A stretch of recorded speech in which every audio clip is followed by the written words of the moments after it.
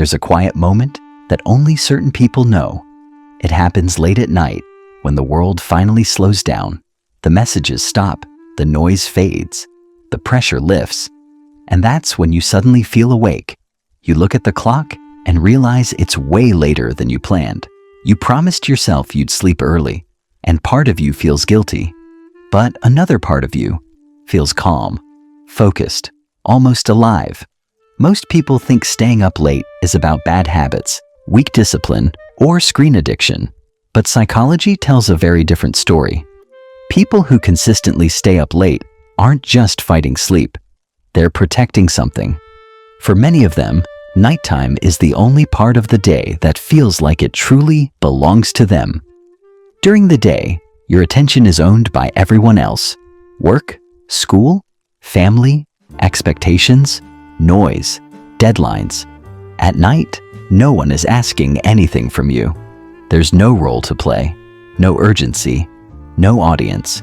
So while others are winding down, your mind is just getting started. This is why late-night thinkers often overthink, not because they're anxious by nature, but because nighttime is when their thoughts finally have space. There's also a deeper psychological layer. It sounds dramatic, but the idea is simple. If your day felt controlled, rushed, or overwhelming, your brain rebels at bedtime. Going straight from obligation to sleep feels like losing the only part of the day that was supposed to be yours. So, you stay up, not because you don't value rest, but because you value autonomy.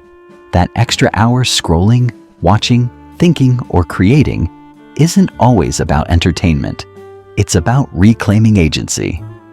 And here's the part most people miss.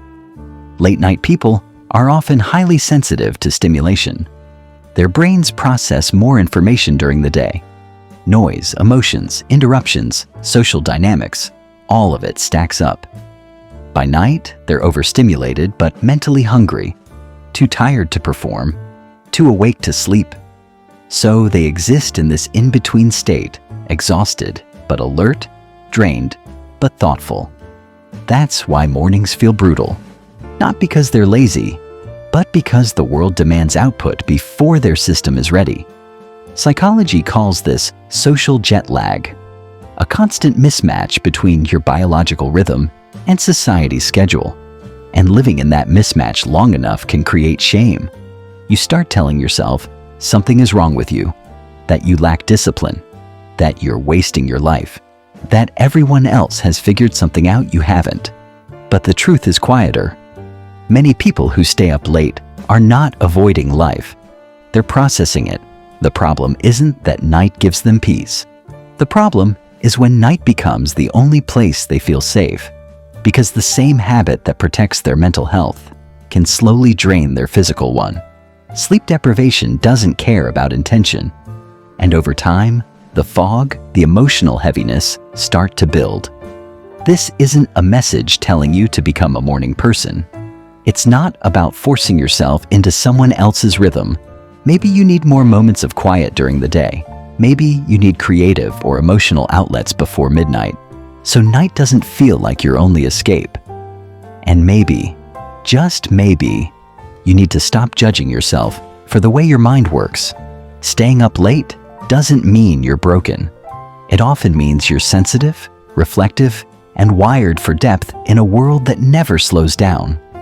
So if you're watching this late at night, feeling that familiar mix of calm and regret, know this: you're not alone. You're not weak, and you're not wasting time.